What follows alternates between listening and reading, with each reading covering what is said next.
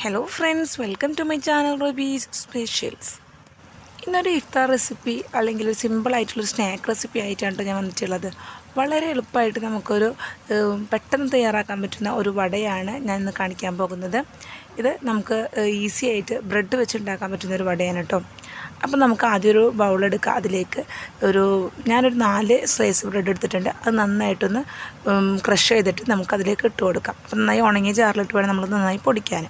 വേഗം തന്നെ ഉണ്ടാക്കിയെടുക്കാം. അപ്പോൾ അതിന് വേണ്ടിയിട്ട് ഞാൻ സവാള എടുത്തിട്ടുണ്ട്. നല്ല ചെറുതാക്കി നല്ല കൊത്തി അരിഞ്ഞത് സവാള, ഇഞ്ചി, അതുപോലെ തന്നെ പച്ചമുളക് അരിഞ്ഞത്, പിന്നെ കുറച്ച് നീളത്തിലരിഞ്ഞ സവാള കൊണ്ട് കേട്ടോ. അതെല്ലാം കൂടി നമുക്കിതിലേക്ക് ഇട്ട് കൊടുക്കാം. അപ്പോൾ കുറച്ച് വലിപ്പമുള്ള സവാള ആണെങ്കിൽ ഒറ്റ സവാള മതി. നമുക്ക് ഒരു ചെറിയ ഭാഗം കൊത്തി അരിഞ്ഞതും പിന്നെ കുറച്ച് നീളത്തിൽ അരിഞ്ഞെടുത്ത സവാള വേണം, പിന്നെ ഇഞ്ചി വേണം, പച്ചമുളക് വേണം. ഇതെല്ലാം കൂടി നമ്മൾ ഇട്ട് കൊടുത്തിട്ടുണ്ട്. ഇനി നമുക്ക് നന്നായിട്ടൊന്ന് മിക്സ് ചെയ്യുന്നതിന് മുമ്പ് കുറച്ച് പൊടികളും കൂടി ഇട്ട് കൊടുക്കാം. ഒരു ഇത്തിരി മഞ്ഞൾപ്പൊടി, പിന്നെ മുളക് പൊടി, പിന്നെ പെരിഞ്ജീരകം പൊടിച്ചിട്ടുമില്ല, ഞാൻ ചതച്ചെടുത്തിട്ടില്ല കേട്ടോ. മുഴുവനായിട്ടാണ് ഇട്ട് കൊടുക്കുന്നത്. ആവശ്യത്തിനുള്ള ഉപ്പ് കൂടെ ചേർത്തിട്ട് നന്നായിട്ടൊന്ന് മിക്സ് ചെയ്തെടുക്കണം. നമ്മൾ ചേർത്ത ഇൻഗ്രീഡിയൻസ് എല്ലാം എല്ലാ ഭാഗത്തേക്കും എത്തുന്ന രീതിയിലൊന്ന് മിക്സ് ചെയ്തെടുക്കുക. നന്നായി കുഴച്ചെടുക്കരുത്. ഇപ്പോൾ നമ്മൾ നന്നായിട്ടൊന്ന് മിക്സ് ചെയ്തെടുക്കുക. സവളയും ഇഞ്ചി വെളുത്തുള്ളിയൊക്കെ എല്ലാ ഭാഗത്തേക്കും ഒന്ന് ബ്രെഡിലൊന്ന് എല്ലാ ഭാഗത്തേക്കും എത്തണം. ഇനി ഇതിലേക്ക് കടലമാവ് ചേർക്കണം. 2 ടീസ്പൂൺ കടലമാവാണ് ചേർക്കുന്നത്. 2 ടീസ്പൂൺ കടലമാവ്, ഒരു ടീസ്പൂൺ അരിപ്പൊടിയും കൂടി ചേർത്ത് കൊടുത്തിട്ട് നന്നായിട്ടൊന്ന് മിക്സ് ചെയ്തെടുക്കാം. നന്നായി മിക്സ് ചെയ്തതിന് ശേഷം നമുക്ക് കുറേശ്ശെയായിട്ട് വെള്ളം ഒഴിച്ച് കൊടുക്കണം കേട്ടോ. ഒരു സ്പൂൺ വെച്ച് വെള്ളം ഒഴിച്ച് കൊടുത്താൽ മതി. ഈ ഒരു വെള്ളത്തിന് ഇത്ര വെള്ളം എന്നില്ല. നമ്മളെടുക്കുന്ന ആ ഒരു ബ്രെഡിൻ്റെ ആ ഒരു ഇതും നമ്മുടെ മിക്സ്ചറിൻ്റെ ഒരു നനവനുസരിച്ചിരിക്കും. നമ്മൾ ഒരു ചെറിയൊരു നനവ് ആവുന്നത് വരെ നനച്ച് കൊടുക്കും. ഇപ്പോൾ നനവ് കുറവാണ്, അപ്പോൾ കുറച്ചുകൂടി ഞാൻ ഒഴിച്ച് കൊടുത്തിട്ടുണ്ട്. ഇതൊന്നും കൂടി മിക്സ് ചെയ്തിട്ടൊന്ന് ജസ്റ്റ് നമുക്കൊന്ന് ഷേപ്പാക്കാൻ പറ്റുന്ന രീതിയിലുള്ള നനവ് അത്രേ പാടുള്ളൂ.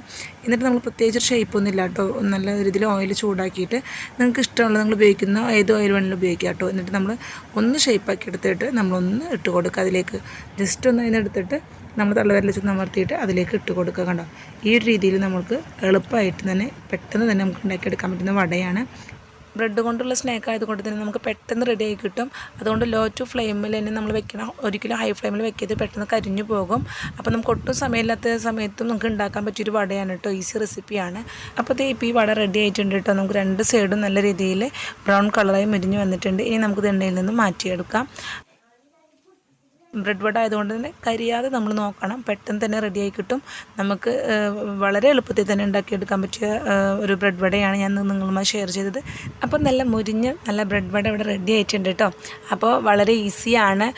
ഉള്ളിൽ നല്ല സോഫ്റ്റും പുറമെ നല്ല ക്രിസ്പി ആയിട്ടുള്ളൊരു വടയാണ് കേട്ടോ തയ്യാറാക്കിയത്.